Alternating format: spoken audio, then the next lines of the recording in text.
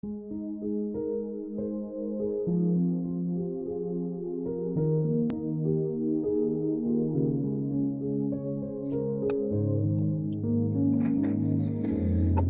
à tout le monde. Nous bénissons le Seigneur pour cette journée, dimanche, qui nous accorde encore dans sa présence. Nous lui disons merci pour ses bontés et surtout pour les dons de la vie. Bien-aimés, nous venons encore ce matin pour nous entretenir dans la parole de Dieu. Et ce matin, je voudrais revenir sur notre sujet de la fois dernière, c'est-à-dire sur la Pâque. Mais ce matin, je vais prendre un aspect ou un élément qui a constitué la Pâque à son instauration ou à son institution pour essayer de nous communiquer quelque chose par la grâce du Seigneur. Nous sommes toujours dans le livre d'Exode au chapitre 12.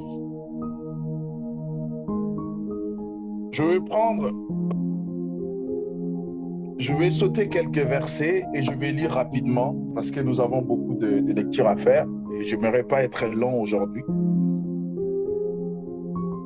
Nous sommes dans Exode chapitre 12, premier verset. L'Éternel dit à Moïse et à Aaron dans le pays d'Égypte: ce mois-ci sera pour vous le premier de mois et il sera pour vous le premier de mois de l'année. Parlez à toute la communauté d'Israël et dites: les 10 de ce mois, on prendra un agneau pour chaque famille, un agneau par maison. Si la famille est trop peu nombreuse pour un agneau, on le prendra avec son voisin le plus proche de la maison, selon le nombre de personnes. Vous répartirez cet agneau d'après ce que chacun peut manger.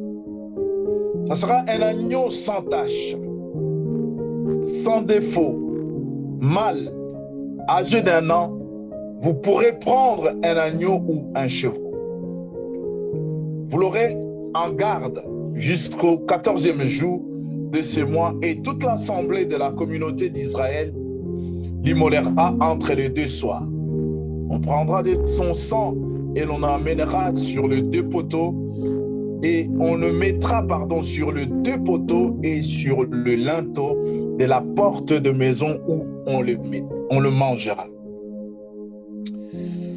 Je reprends le verset 7. On prendra de son sang et l'on mettra sur le deux poteaux et sur le linteau de la porte de maison où on les mangera. Cette même nuit, la raison pour laquelle vous mettrez le sang sur le poteau et sur le linteau, parce que cette même nuit, on en mangera la chair, on la mangera rôtie au feu avec de pain sans levain et des herbes amères. Vous ne le mangerez pas à demi-cuit, ni bouilli dans l'eau, mais il sera rôti au feu, la tête avec les pattes et les entrailles. Vous n'en laisserez rien jusqu'au matin, et s'il en reste quelque chose le matin, vous le brûlerez au feu. Voici comment vous les mangerez. Une ceinture à vos reins, vos sandales aux pieds et votre bâton à la main, et vous le mangerez à la hâte. C'est la Pâque de l'Éternel. Vous le mangerez et vous ferez tous ces cérémonial, parce que la nuit, verset 7, cette nuit-là, je parcourrai les pays d'Égypte et je frapperai tous les premiers-nés du pays d'Égypte, depuis les hommes jusqu'au bétail, et j'exercerai des jugements contre tous les dieux de l'Égypte. Je suis l'Éternel. Le sang vous servira des signes sur la maison où vous serez. Je verrai les sangs et je passerai au-dessus de vous et il n'y aura pas sur vous de fléaux destructeurs quand je frapperai les pays d'Égypte. Je reprends. Cette nuit, le verset 12, cette nuit-là, je parcourrai le pays d'Égypte et je frapperai tous les premiers-nés du pays d'Égypte, depuis les hommes jusqu'au bétail, et j'exercerai des jugements contre tous les dieux d'Égypte. Je suis l'Éternel. Les sangs vous servira des signes sur les maisons où vous verrez, où vous serez. Je verrai les sangs, je passerai au-dessus de vous et il n'y aura pas sur vous de fléau destructeur quand je frapperai les pays d'Égypte.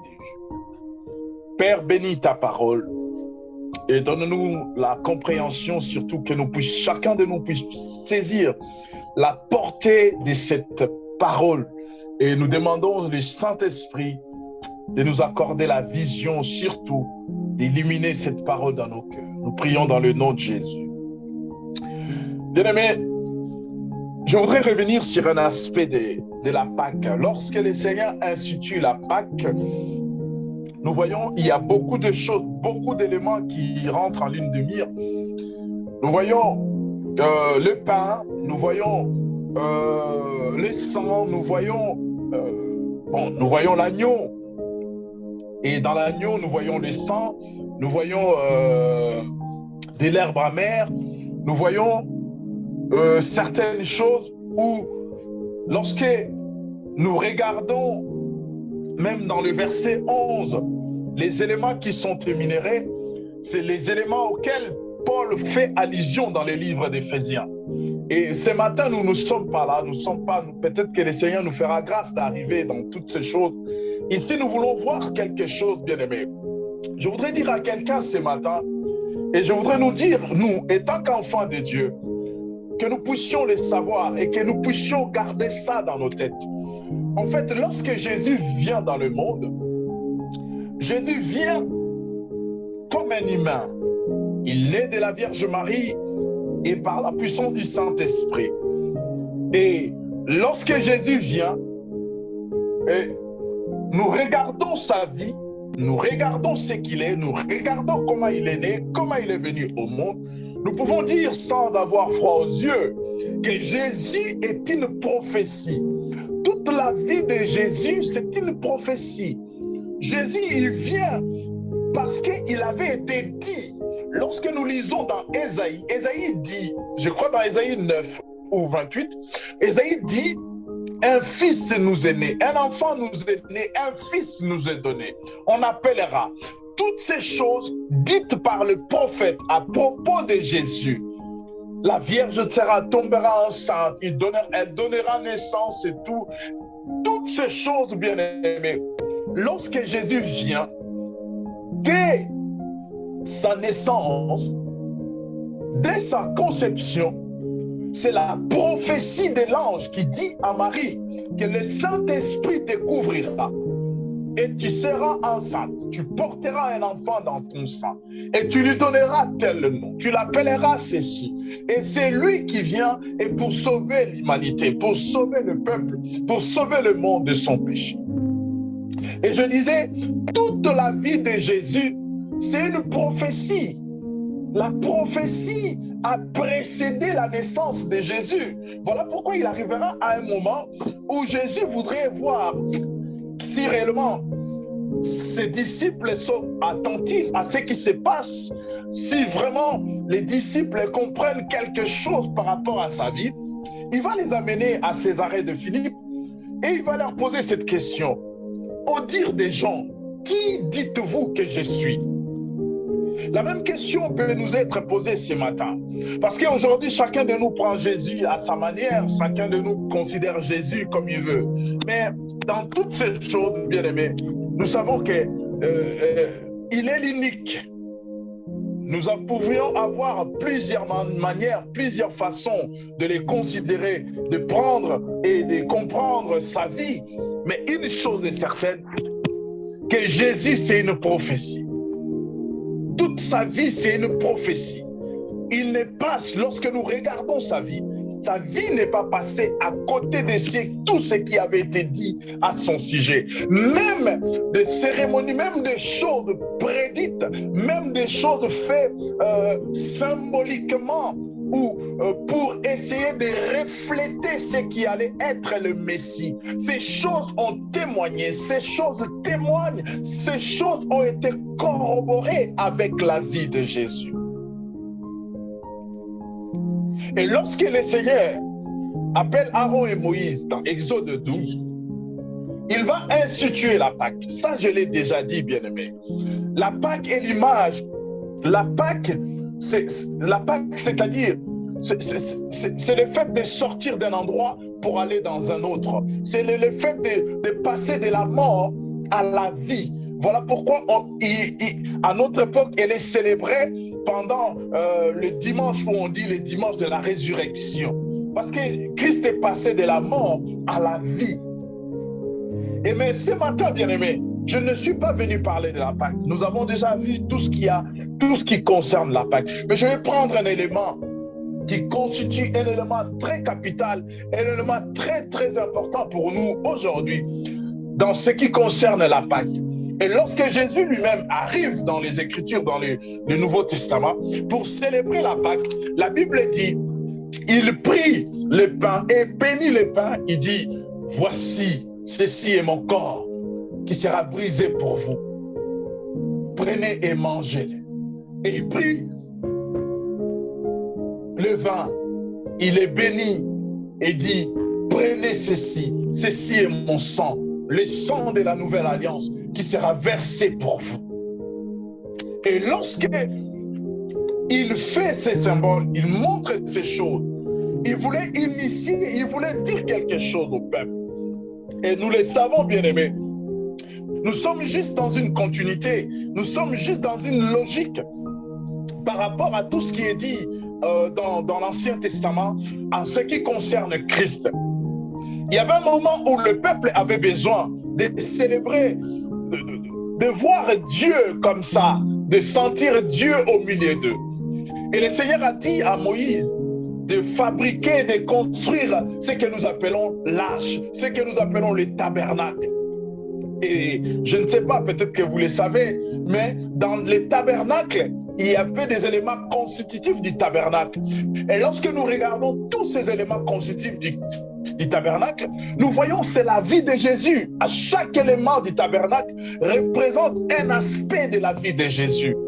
Et nous voyons dans les tabernacles, il avait été question de placer l'arche de l'alliance. Et l'arche de l'alliance était dans le lieu très saint où les sacrificateurs, les souverains sacrificateurs entraient une fois par an pour aller offrir les sacrifices du péché pour le peuple.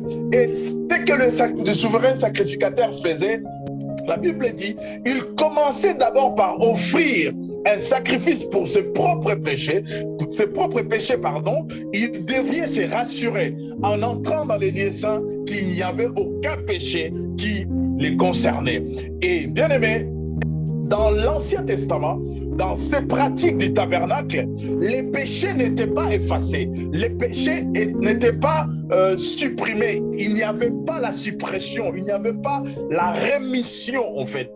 Les péchés étaient comme couverts. Cela permettait au peuple de repartir à zéro. C'est comme certaines pratiques que nous voyons aujourd'hui. Les gens rentrent dans une certaine, disons, dans une certaine période de jeûne ou de carême pour se ressourcer et repartir à zéro. C'est comme si les péchés sont couverts et maintenant nous commençons une nouvelle vie. Je passe pour dire ceci.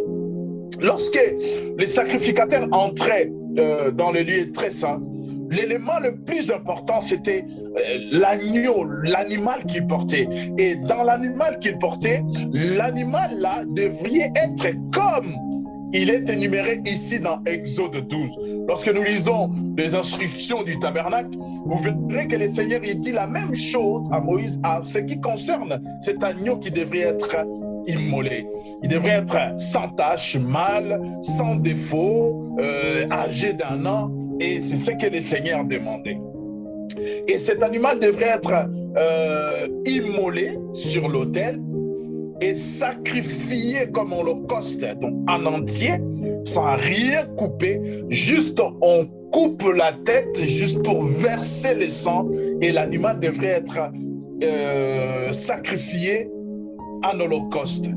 Et bien aimé, nous sommes dans ce que je vais intituler, bon, je donnerai peut-être les thèmes plus tard, mais je suis dans ce que je suis en train de nous dire par rapport à cette fête que nous venons de célébrer, la Pâque. Très souvent, bien aimé, la Pâque, elle est passée. Maintenant, nous nous dirigeons vers la Pentecôte. Et tout, du coup, nous avons oublié la Pâque, quoi. Nous avons oublié et notre vision, notre regard se tourne maintenant vers la puissance, l'Esprit va descendre et tout. Mais bien aimé, Dieu ne fait pas des choses comme nous. Et lorsque Dieu fait quelque chose, il ne le fait pas parce qu'il veut le refaire demain. Dieu fait une chose, la Bible dit, il fait chaque chose bonne en son temps. Et tout ce que Dieu fait est bon. Dieu n'a pas fait aujourd'hui. Nous pouvons sortir dans la rue. Nous allons voir Renault Mégane, nouveau modèle. Nous allons voir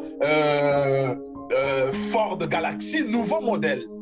Mais nous ne verrons jamais un homme, nouveau modèle, ni un lion, nouveau modèle. Tout ce que Dieu a fait est bon. Dieu ne fait pas des choses pour essayer. Dieu ne vient pas bon. On essaye d'abord on essaie d'abord ces modèles. Si ça marche, on reste sur ces modèles. Non. Tout ce que Dieu fait, c'est ce que Dieu fait est déjà bien ficelé dans son laboratoire. Et quand il les sort définitivement. Et lorsque le Seigneur institue la Pâque, qui est la préfiguration de Christ, qui devrait venir pour verser de son sang pour le péché, afin que le péché de l'humanité soit pardonné, soit remis. Et Dieu le fait une fois pour toutes. Et il montre ici les modèles à Moïse, à Aaron. Voilà ce que vous devriez faire. Moïse et Aaron ont vécu la dispensation de la loi. Mais il y aurait une autre dispensation qui viendrait. Cette dispensation sera inaugurée, non pas par des figures, mais lui-même l'agneau de Dieu. Voilà pourquoi lorsque Jean, dans Jean 1, 29, il voit Jésus, il prophétise, il confirme la prophétie. Il dit, voici l'agneau de Dieu, celui dont Israël a immolé dans Exode chapitre 12, à partir du 11e verset. C'est lui qui ôte le péché du monde. C'est lui que vous voyez. C'est lui que vous avez besoin. C'est lui, vers lui que vous devriez vous tourner. Et Jean montre Jésus comme l'agneau de Dieu qui ôte le péché du monde. Et Jean, comme étant le précurseur, il dit, je ne suis même pas digne.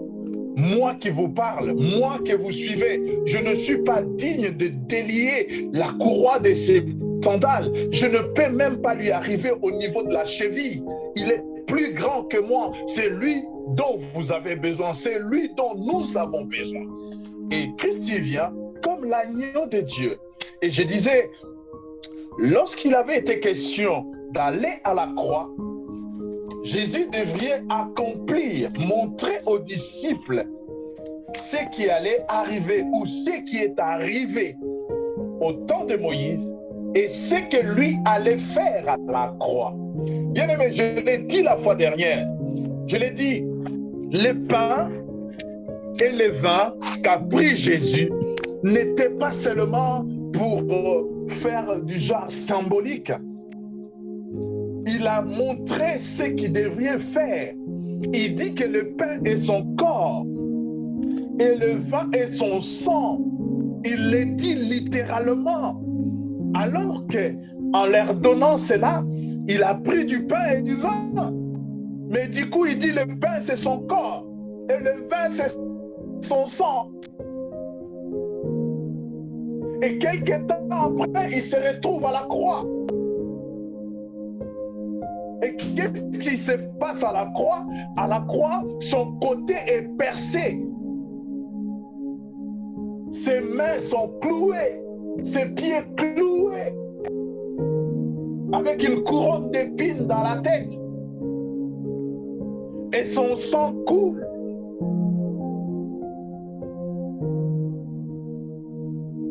Et lorsque son sang coule, La Bible dit son sang a coulé jusqu'à le dernier goutte qu'a coulé est tombé par terre. Et après quoi, l'eau est sortie. La puissance de la Pâque, bien-aimé, réside dans le corps et dans le sang du Christ. Et ce matin, bien-aimé, je voudrais insister sur un élément, sur le sang qui a coulé. Je voudrais nous parler de la puissance du sang du Christ pendant un court instant. Là, je rentre vraiment dans le vif de mon sujet. Vous savez, bien-aimé, la Bible dit dans le livre de Lévitique 17, 11, la Bible dit « L'âme de la chair est dans le sang ». Et le Seigneur va interdire à l'époque aux enfants d'Israël de ne pas manger le sang parce que l'âme de l'homme est dans le sang.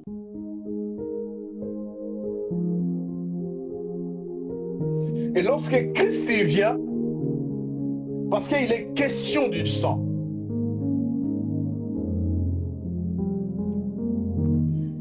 il devient inaugurer la nouvelle alliance, selon Hébreux.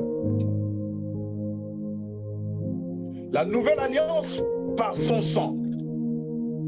À ce moment-là, il n'est plus question d'animaux. Il vient comme souverain sacrificateur. Normalement, si nous restons dans la loi, il doit d'abord sacrifier un agneau pour lui-même et pour le peuple après. Mais Jean lui a déjà présenté, vous vous souviendrez, je vous ai dit dans Jean 1, 29, Jean lui a déjà présenté comme l'agneau de Dieu qui ôte le péché du monde. En fait, c'est lui maintenant les sacrifices. Il vient dans sa sacrificature comme un sacrifice. Et en offrant à son front un sacrifice, il est devenu souverain sacrificateur d'une alliance nouvelle.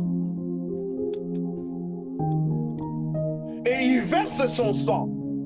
Bien-aimé, je vous enverrai, si vous avez le temps, d'aller lire dans les livres des Hébreux, tout ce qu'il y a concernant le sang de Christ. Et lorsqu'il verse son sang, bien-aimé, il donne sa vie. Je l'ai dit, quand son sang s'est vidé de lui, il a dit, Père, entre tes mains, je rends mon esprit. C'est là où il a rendu l'âme.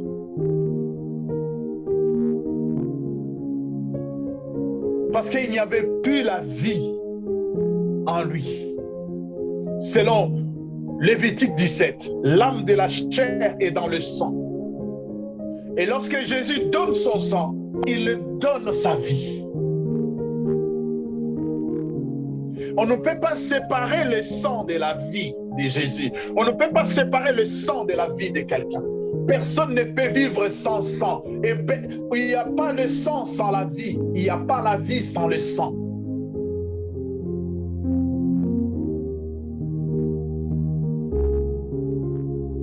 Et dans le sang du Christ, Jésus va verser son sang pour le pardon de péché. Il verse son sang. La puissance du sang est dans le pardon du péché. Selon 2 Corinthiens 5, 19. Hébreux, j'aimerais que nous lisons cela. 2 Corinthiens 5, 19 et Hébreux 9, 22. Je vais lire cela rapidement. Écoutez ce que la Bible déclare. Car Dieu était en Christ, réconciliant le monde avec lui, sans tenir compte aux hommes de leurs fautes ou de leurs péchés. Il a mis en nous la parole de la réconciliation.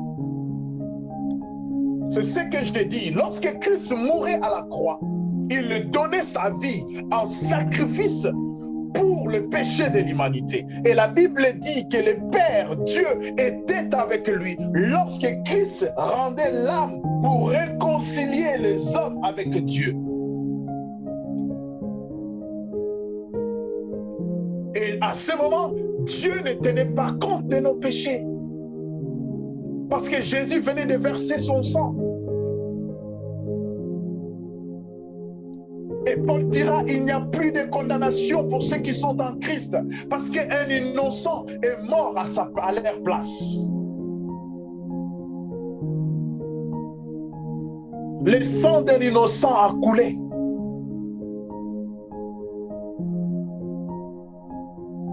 Un innocent a payé les prix. Et bien aimé, vous savez, lorsqu'on verse le sang, il y a des conséquences.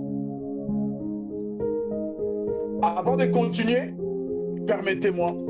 Je disais, lorsqu'on verse le sang de quelqu'un, bien sûr, il y a des conséquences. Quand Jésus s'est vidé de son sang et qu'il a rendu l'âme, la Bible dit à cet instant, le soleil s'est éteint. Il y a eu comme un tremblement de terre. Et la Bible dit, les morts, les saints sont ressuscités. Il y a eu une conséquence à cette mort. Chaque vie qui disparaît sur la terre, Dieu est au courant. Chaque vie, quel que soit l'essence, quelle que soit la grandeur, quelle que soit la petitesse, quel que soit le volume de la vie, mais à chaque fois qu'une vie est ôtée sur la terre, le Créateur est au courant. Le Créateur le sait. J'aimerais que nous puissions lire avec moi rapidement. Il y a une histoire très intéressante sur le sang. Dans le livre de Genèse, il y a une histoire très intéressante. Je vais nous chercher cela rapidement. C'est dans Genèse, je crois 4. J'aimerais que nous la lisons rapidement. Genèse chapitre 4. Je vais vous épargner du détail, je vais vous épargner de certains versets. Juste attirer notre attention sur quelque chose. Je vais commencer au verset 8. Vous connaissez l'histoire. C'est l'histoire de Caïn et Abel. Cependant, Caïn adressa la parole à son frère Abel.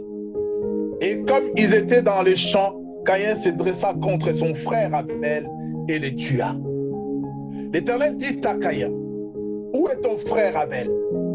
Il répondit, « Je ne sais pas. Je ne suis pas le gardien de mon frère, moi. » Alors Dieu dit, « Qu'as-tu fait?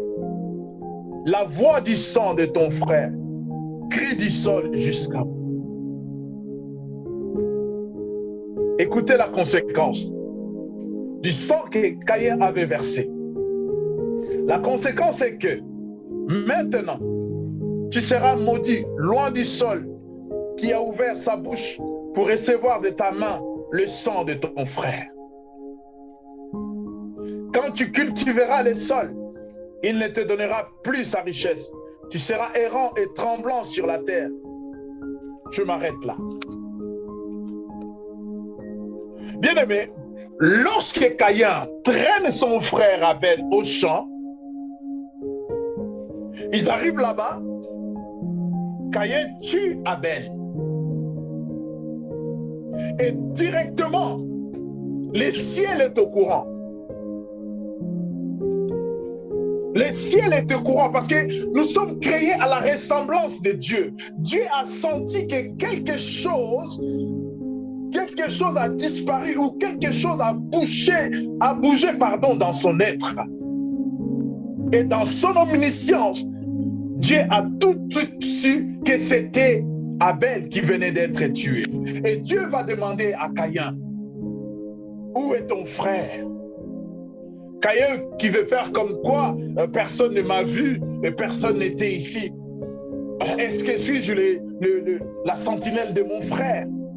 Et Dieu qui dit à Caïn, voilà, parce que la terre a ouvert sa bouche pour recevoir le sang de ton frère que tu as versé. Ta terre sera maudite. Ta terre ne te donnera plus ce qu'elle t'a donné auparavant, parce que tu as versé un sang innocent. Pourquoi, bien-aimé, j'en reviens en cela? Lorsque Christ meurt à la croix, il verse son sang aussi, n'est-ce pas? Et il fait que c'est le sang de Christ coule et touche la terre. Et du coup, la terre est maudite. Parce que la terre a ouvert sa bouche pour ouvrir sa bouche et recevoir les sangs innocents qui avaient été versés. Et par là même, avant que Jésus meure, dans sa préscience, il pardonne déjà ceux qui les crucifient. Et lorsque le sang est versé, c'est-à-dire Dieu dans sa préscience a reçu quelque chose comme une récompense, comme une action accomplie que son Fils venait d'accomplir pour les péchés de l'humanité, pour les torts, les fautes, tout ce qui est de mauvais que l'homme aurait pu commettre. Et Jésus, avant de monter à la croix, il dit, la nouvelle alliance sera inaugurée par mon sang. Et son sang vient d'être versé. Et lorsque son sang est versé, la nouvelle alliance maintenant est établie. On n'a plus besoin d'agneau ni de chevreau. Parce que Christ, l'agneau de Dieu, dont Jean a présenté dans Jean 1, 29, est mort maintenant. Il a versé de son sang. Et lorsqu'il verse son sang ne vient pas pour couvrir les péchés, mais son sang vient pour effacer les péchés. La Bible dit dans 2 Corinthiens 5, 19, car Dieu était en Christ, réconciliant le monde avec lui, sans tenir compte aux hommes de leurs fautes. Lorsqu'on ne tient pas compte d'une faute, on fait comme si la faute n'avait pas été commise, comme s'il n'y avait rien. Et Paul le dira, je crois, dans les livres de Colossiens, nous avons la rémission de nos péchés. Nous avons le pardon et la rémission de nos péchés en Christ Jésus. Et lorsqu'on a remis quelque chose, c'est-à-dire le compteur est remis à zéro, c'est-à-dire on a effacé, il n'y a plus rien, les choses sont remises à zéro. Et Christ meurt à la croix, il verse de son sang coule, le sang dont tu l'as parlé, le sang de la nouvelle alliance. Et lorsque ce sang coule, Jésus vient, il ne vient pas comme Moïse, il vient comme le Christ. C'est-à-dire, le salut maintenant est offert selon Éphésiens 2, 8 à 9. Nous sommes sauvés par la grâce au moyen de la foi. C'est-à-dire, lorsque nous mettons notre foi en Christ, nous croyons que son œuvre salvatrice, sa mort à la croix, était pour que nous ayons la vie. À ce moment-là, bien-aimés, nous sommes sauvés. Dieu nous considère maintenant comme ses enfants. Dieu nous considère comme dans son royaume, dans son palais, parce que nous croyons à ce que son Fils a fait. Il l'a fait pour nous. Il n'a fait pas pour lui, mais pour nous. Il a fait pour nous. Voilà pourquoi nous parlons du salut. Et dans le salut, il y a le mot sauver. Et dans le sauver, il y a la délivrance. Et dans la délivrance, il y a l'affranchissement. Et dans l'affranchissement, il y a la liberté. Paul dira, Christ nous a franchis pour la liberté. Et seulement ne faisons pas de cette liberté un libertinage.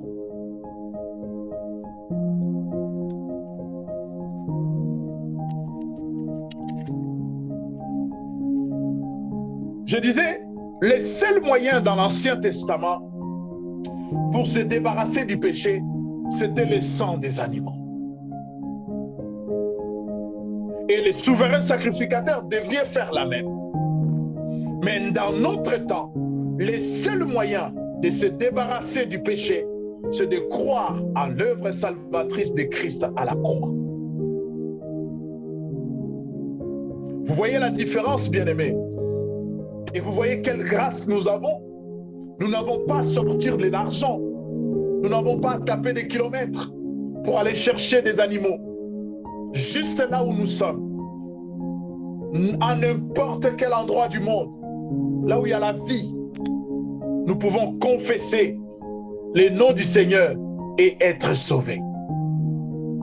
Et le Seigneur Jésus vient comme ça. Je l'ai dit, le sang a le pouvoir de pardonner. C'est dans le sang. Et le sang efface. Le sang de Christ efface. Il ne vient pas couvrir. J'ai dit que la vie de Jésus était une prophétie. Et lorsque le Seigneur parle par la bouche d'Ésaïe, dans Ésaïe 44, Ésaïe 44, au verset 22, écoutez ce que la Bible déclare. Le Seigneur dit ceci: j'ai effacé tes crimes comme un nuage et tes péchés comme une nuée. Reviens à moi, car je t'ai racheté. Ça, c'est le Seigneur qui parle. Il ne vient pas pour couvrir. Il ne vient pas pour cacher. Il efface. Et lorsqu'il le tourne, il revient sur la page elle est vierge. Comme si de rien n'était, comme si tu n'avais rien fait. Parce que le sang de Christ a la puissance d'effacer les péchés.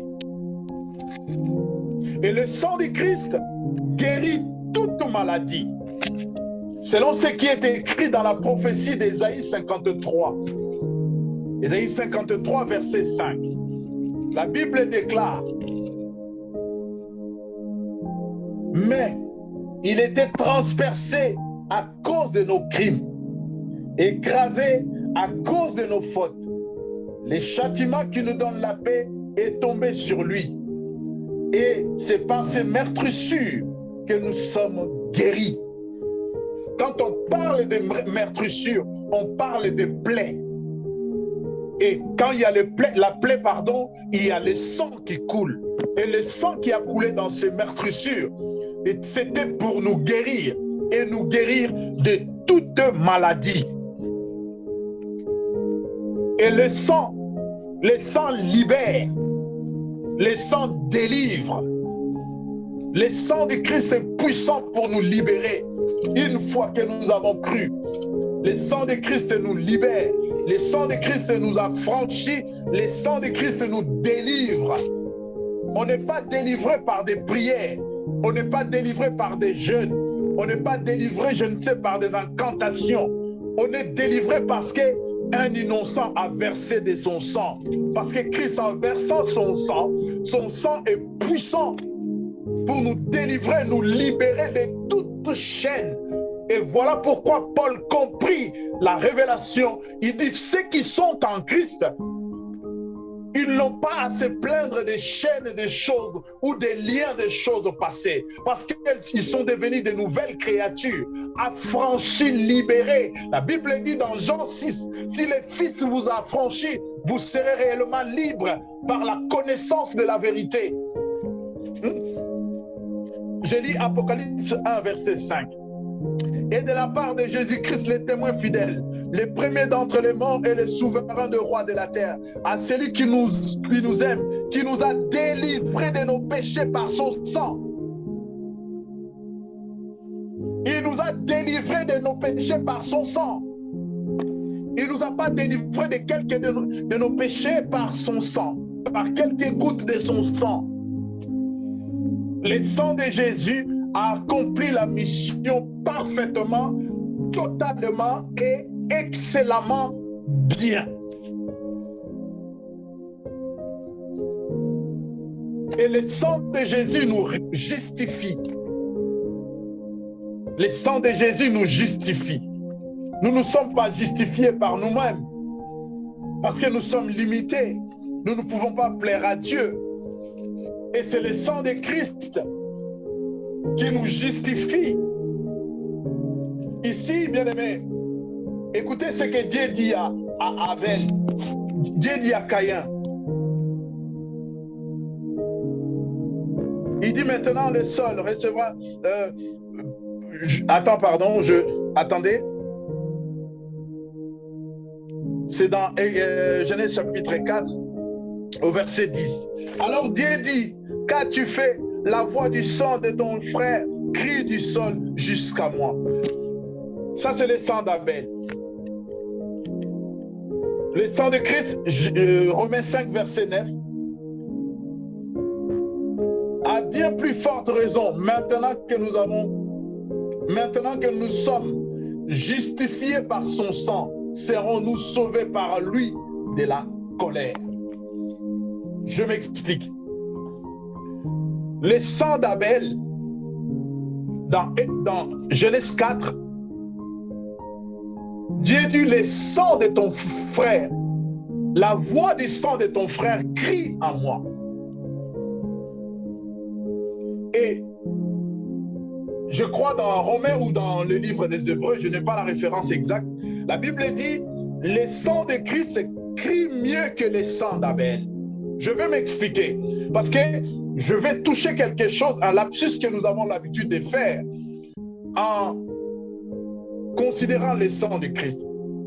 Lorsque Dieu parle du sang d'Abel qui crie au ciel, ce n'est pas le sang, ce n'est pas la voix comme vous entendez ma voix.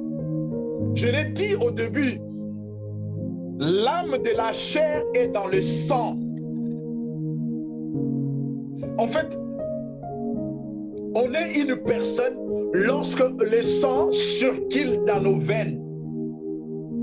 Lorsque le cœur s'arrête et que le sang ne circule plus, on n'est plus vivant, on est mort. Et lorsque Dieu dit le sang de ton frère, il parle de la vie d'Abel. La vie d'Abel crie. Il y a un vide. La vie d'Abel réclame vengeance. La vie d'Abel témoigne et dit, regarde Dieu, je n'ai rien fait, mais mon frère m'a tué. Mon frère m'a éliminé sur la terre. Parce que tu as tué Abel, et lorsqu'on regarde sur la terre, Abel n'est plus vivant.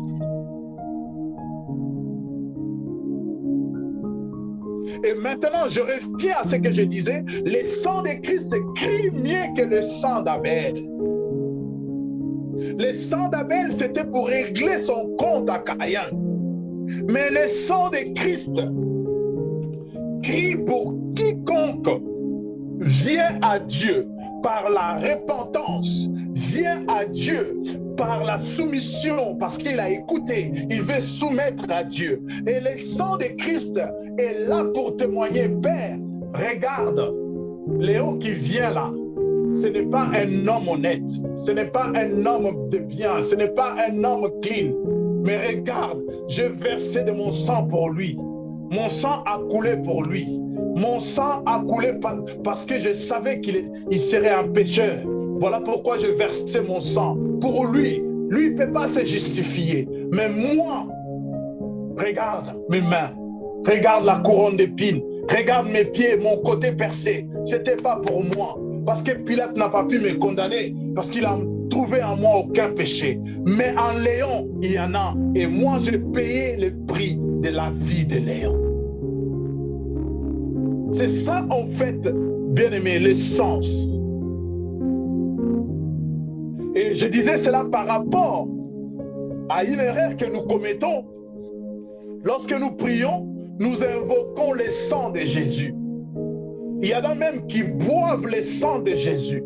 Moi, je me rappelle à l'époque, avec les frères qui nous revenaient de la Belgique, quand on allait prier là-bas, il y avait des frères qui baignaient, qui plongeaient même dans le sang du Christ. C'est comme s'il y avait une piscine de sang et les gens se plongeaient, se mettaient à l'intérieur. Chers bien-aimés, lorsque Dieu dit dans Exode 12 aux enfants d'Israël d'appliquer le sang sur le poteau et les linteaux, ce n'était pas la configuration actuelle. Je l'ai dit, l'âme de la chair est dans le sang. La vie de Christ est dans le sang. Lorsque nous avons Christ, nous avons son sang. Lorsque nous avons reçu Jésus, nous l'avons reçu comme un vivant dans nos cœurs. La Bible dit Dieu était avec Christ réconciliant le monde. Et Christ dit, je suis au Père, le Père est en moi et vous, vous êtes en moi. Nous sommes en Christ, Christ il est au Père et nous sommes avec le deux. Nous vivons en Christ. Nous n'avons pas à invoquer, à faire appel.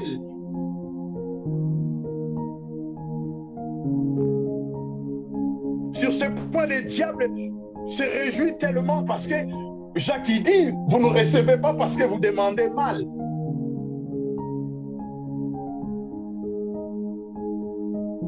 Lorsque nous avons Jésus, Jésus ne vient pas sans son sang. Parce qu'il vit. Christ, il vit. Il ne vient pas en nous étant que mort. Il vit. Il a été prophétisé dans Ésaïe 53. Comme quoi il le verra. Après qu'il ait souffert la croix, il verra une prospérité. Et l'œuvre de l'Éternel prospérera entre ses mains. Comment un mort peut-il voir sa prospérité? Comment un mort peut-il faire prospérer l'œuvre de l'Éternel? C'est-à-dire après la résurrection, après la mort, il vivrait. Christ vit en nous. Je l'ai dit, s'il n'y a pas le sang dans les veines, tu ne peux pas vivre. Christ vit en nous. Il vit en nous. Et il vit en nous avec son sang. Il est absurde de séparer le sang et Christ. Celui qui a Christ n'a pas peur. Celui qui a Christ a le sang de Christ en lui, qui coule dans ses veines. J'aime un chant qu'on dit « Je ne suis plus esclave de la peur ». Je ne suis plus esclave de la peur parce que le sang du Christ coule dans mes veines. Comment invoquerai-je mon sang? Le sang qui est dans mes veines, comment je vais les invoquer? Non. Je fais un effort de vivre la vie de Christ. Bien aimé, vous savez ce qui nous fait défaut? C'est que très souvent, je l'ai dit, très souvent, nous avons cultivé les habitudes que nous avons acquises de nos premiers pas dans le Seigneur. Et certaines choses sont restées comme ça parce qu'on nous a appris comme ça. Mais avec le temps, bien-aimé, nous devions voir les choses comme Dieu le veut, comme Dieu le voit. Pourquoi je dis cela? Parce que moi, je me rappelle, lorsqu'on s'est converti, on nous avait appris d'invoquer les sangs de Christ. Et c'est ce qui s'est fait aujourd'hui, beaucoup le font.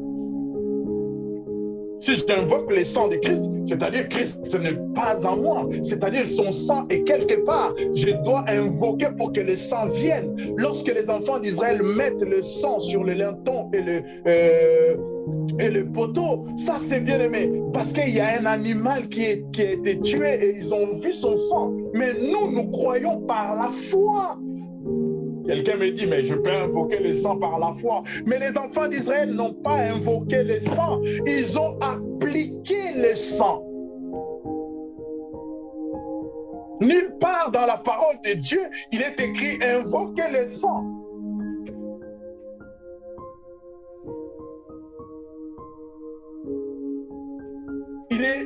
Pour moi, il est recommandé d'appliquer le sang de Christ dans tout ce qui nous appartient. De prier de manière à ce que le monde des ténèbres reconnaisse que nous avons Christ et que Christ vit en nous. Seigneur, je te bénis parce que tu as versé ton sang pour ma femme, pour mes enfants. Tu as versé ton sang pour ma famille. Je te bénis, Seigneur, parce que ton sang témoigne pour moi. Je te bénis parce que ton sang m'a justifié. Je te rends grâce parce que j'ai obtenu le pardon de péché par ton sang. Je te bénis, Seigneur, parce que sans le fusion du sang, il n'y a point le pardon de péché. Je te rends honneur parce que tu m'as donné ton sang, Seigneur. Tu m'as accordé ton sang alors que Moïse n'a pas eu ce privilège. À moi, tu m'as donné ton sang, Seigneur. Je te rends grâce et je te bénis. Je fais mention de ton sang dans ma vie, Seigneur. Je réclame et je proclame, Seigneur, tous les bénéfices de ton sang dans ma famille, dans mon foyer, dans mes affaires. Parce que ton sang libère, parce que ton sang pardonne, parce que ton sang restaure. Père, je prie pour celles et ceux qui ont péché dans mon foyer, dans ma famille, qu'ils soient pardonnés parce que le sang de Jésus a coulé. Seigneur, je prie parce que nous sommes dans un monde où le prince de ce monde règne. Que ton sang, Seigneur, soit notre bouclier. Mais je ne vais pas invoquer, je ne vais pas plonger mes enfants dans le sang. Ce n'est pas une piscine, ce n'est pas une rivière. Je continue. Le sang purifie. Hébreux chapitre 9. Hébreux chapitre 9, verset 14. Combien plus le sang du Christ, qui par l'Esprit éternel s'est offert lui-même sans tache à Dieu, purifiera-t-il notre conscience des œuvres mortes pour que nous servions le Dieu vivant? Oh bien-aimé, combien plus le sang de Christ, combien plus le sang de Christ, qui par l'Esprit éternel s'est offert lui-même à Dieu, sans tache à Dieu, purifiera-t-il nos consciences des œuvres mortes pour que nous servions les dieux vivants? Nous allons chercher ces choses, je ne sais dans quoi. Nous allons nous efforcer. Des fois, nous nous soumettons dans des choses, mais Christ a offert. Christ s'est offert par un esprit éternel afin de nous offrir, cette grâce de servir Dieu. Parce que lui, il a offert, il a donné de son sang. Et comme il a donné son sang nous purifie notre conscience. Tu as confessé un péché il y a je ne sais combien d'années, mais la culpabilité te tue. Laisse-moi te dire ce matin, le sang de Christ te purifie maintenant au nom de Jésus. Je prie que chaque culpabilité, chaque condamnation disparaisse dans nos têtes, dans ta conscience, au nom de Jésus. Sois libre. Ce n'est pas toi qui s'est offert à la croix. Un innocent a offert sa vie, a versé de son sang pour que toi tu sois libre dans ta conscience, ta façon de penser, de faire, pour que tu serves Dieu dans une conscience éveillée et conscience parfaite. Je prie et je le proclame au nom de Jésus. Le sang de Jésus nous sanctifie. Hébreux chapitre 10, verset 10. Et c'est en vertu de cette volonté que nous sommes sanctifiés par l'offrande du corps de Jésus-Christ une fois pour toutes. Une fois pour toutes, Dieu nous a mis à part. Et en vertu de cette volonté, Dieu nous a sanctifiés par l'offrande du corps de Jésus une fois pour toutes. Tu cherches la sanctification par tes méthodes, par tes moyens. Tu penses que les jeunes vont arrêter la masturbation, les jeunes vont arrêter les vols, les jeunes vont arrêter la colère. Non, Christ s'est offert. Fais confiance à Dieu. Discipline-toi, respecte tes paroles et tes engagements. Le Seigneur t'aidera, tu verras les choses se faire d'elles-mêmes. Parce que Christ l'a déjà fait. Il a déjà fait. Il nous prend dans son sein. Il nous porte avec lui pour que nous puissions accomplir la volonté du Père. Parce que lui, il a accompli la volonté du Père. Et la volonté du Père ne s'accomplit qu'en Christ Jésus. En dehors de Jésus, tu ne peux pas l'accomplir. La Bible dit, avant nous donnons des offrandes, nous donnons des sacrifices, des holocaustes. Et cela n'a pas plu à Dieu. Dieu lui a formé un corps parce que Dieu ne voulait ni offrande ni sacrifice. Dieu voulait un sang pur, un sang innocent. Il lui a formé un corps. Il lui a formé un corps. Bien-aimé, entre en Christ ou laisse Christ entrer en toi. Il dit, mon Père et moi, nous viendrons, nous ferons de la personne notre demeure. C'est ça notre problème. Nous ne voulons pas faire entrer Christ, mais nous voulons aller vers lui. Mais il est déjà à nous. Il est au devant de notre porte, il frappe. Il frappe. Christ n'est pas dans un édifice. Il n'est pas dans un homme de Dieu ou dans une femme de Dieu. Il est devant notre cœur. Il frappe. Fais-moi entrer, s'il te plaît. Fais-moi entrer, s'il te plaît. Fais-moi. Mais dans l'entretemps, toi, tu quittes ta maison, tu tapes des kilomètres, tu prends le métro, tu fais des correspondances pour aller chercher Christ dans un édifice, dans un bâtiment. Non, non, Christ est dans ton cœur. Christ est dans ton cœur. Les disciples d'Emmaüs, ils cheminaient avec lui. Ils ne savaient pas que c'était lui. Ils étaient désespérés. Ils retournaient à la ville, peut-être que là-bas, ils devaient trouver quelque chose pour essayer un peu de se réconforter. La Bible dit, alors qu'il leur parlait, leur cœur bouillonnait. Je prie que ton cœur commence à bouillonner maintenant, que tu aies soif du Seigneur, que tu aies soif de l'appartenir, de les servir dans une conscience pure.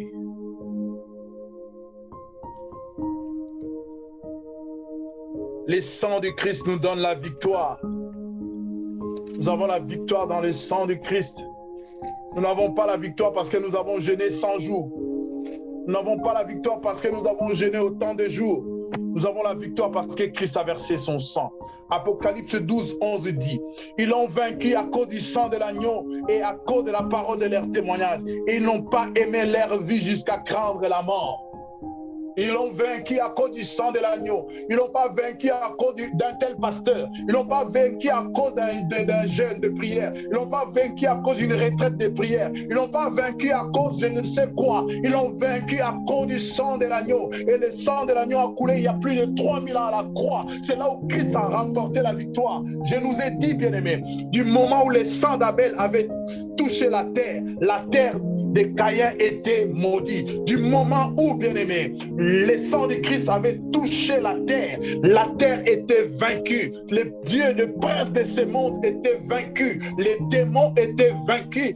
Tout ce que vous pouvez citer, comme vous aimez trop les sorciers, vous aimez les liens, les autels, ont été vaincus. À partir du moment où le sang de l'innocent a touché la terre, le sang de Christ commençait à crier, Père, j'ai payé pour un tel. Père, j'ai payé pour un tel hôtel. J'ai payé pour un tel lien. J'ai payé pour une telle malédiction. J'ai payé pour une telle condamnation. J'ai payé, Père, j'ai payé. J'ai payé et tout est accompli.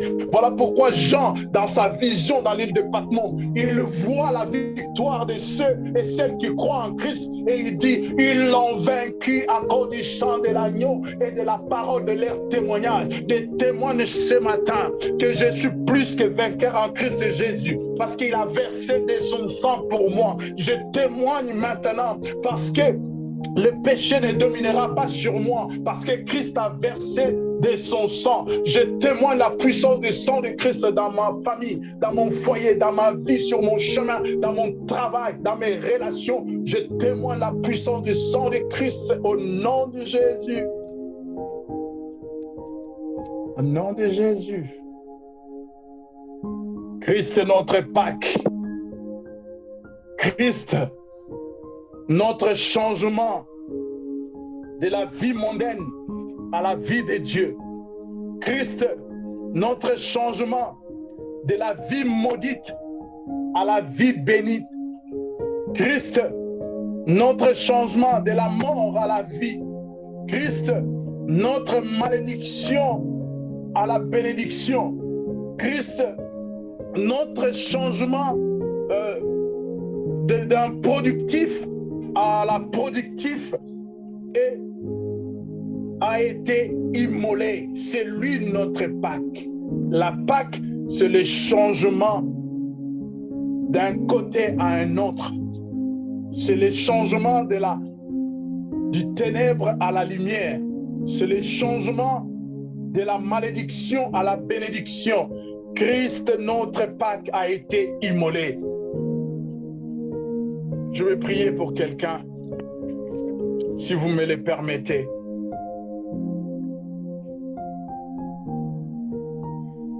La Bible dit une chose, bien-aimée. Je vais lire cela pour nous montrer l'ampleur. La Bible dit, ainsi donc, écoutez, chers bien-aimés, ainsi donc, puisque les enfants participent au sang et à la chair, lui aussi, d'une manière semblable, y a participé, afin d'écraser par sa mort celui qui détenait le pouvoir de la mort, c'est-à-dire les diables. Les diables. S'il n'avait pas été question de l'agneau dans l'Ancien Testament, Christ serait venu, je ne sais comme quoi, mais parce qu'il avait été question de l'agneau, parce qu'il avait été question du sang. Il est né d'une femme pour participer à cette procédure, à ce processus, pardon. Il est né d'une femme. Tout cela, la Bible dit, pour écraser par sa mort celui qui détient le pouvoir de la mort, c'est-à-dire les diables. J'aimerais que quelqu'un le comprenne. Comme les enfants participent à la chair et au sang, lui aussi d'une manière semblable, il a participé. Afin d'écraser par sa mort celui qui détenait le pouvoir de la mort, c'est-à-dire le diable. Pourquoi nous avons peur? Pourquoi nous avons peur? Un serpent écrasé déjà. Un serpent mort. Et dans certaines versions, il est écrit pour anéantir. Quand on parle de néantir, c'est-à-dire c'est rendre nul, rendre néant, rendre zéro. Il a été dépouillé. La raison pour laquelle Christ est venu par son sang, pour anéantir, mettre fin, rendre nul celui qui détenait le pouvoir de la mort, c'est-à-dire les diables. Votre adversaire, le diable, c'est un adversaire vaincu. Seigneur, je prie pour quelqu'un ce matin. Laisse qu'il comprenne la puissance de ton sang, Seigneur. Sur le monde de ténèbres les reconnaissent. Mais beaucoup d'enfants de Dieu l'ignorent encore. Seigneur, notre Père et notre Dieu, je viens faire allusion de ton sang sur chacune des vies. Je marque chacune des vies qui m'écouteront, Seigneur, par ton sang. Je mets les sceaux de ton sang sur chacune des vies, Seigneur. C'est-à-dire, j'en appelle à ta présence et à ta grâce dans chaque vie, chaque foyer, chaque couple, chaque famille, afin d'écraser, Seigneur, leur adversaire. Je ne connais aucun adversaire de quelqu'un, mais toi, tu les connais tous. Je prie, Seigneur, que tu relèves ceux qui sont tombés. Je prie, Seigneur, pour celles et ceux qui sont rétrogrades, que ton sang, Seigneur, crie à leur faveur maintenant. Je prie pour celles et ceux qui sont accusés à tort, que le monde des ténèbres condamne, Père. Je prie que le sang de Christ crie à leur faveur maintenant au nom de Jésus. Au nom de Jésus. Au nom de Jésus. Je prie pour celles et ceux qui sont envahis par les doutes, que la foi et la confiance, naissent maintenant au nom de Jésus. Christ, notre Pâque, a été immolé. Que le désespoir, que le pleur, que le désespoir change en espoir, que le pleur change en sourire maintenant au nom de Jésus. Christ, notre Pâque, a été immolé. C'est-à-dire son sang est versé maintenant. Et son sang crie mieux que le sang d'Abel.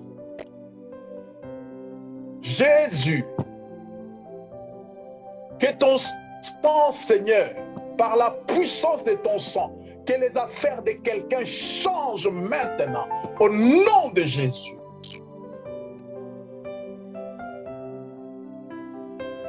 Que les entrailles de quelqu'un changent maintenant. Que la conscience de quelqu'un change maintenant par la puissance de ton sang. Seigneur, merci. Merci, Père. Au nom de Jésus.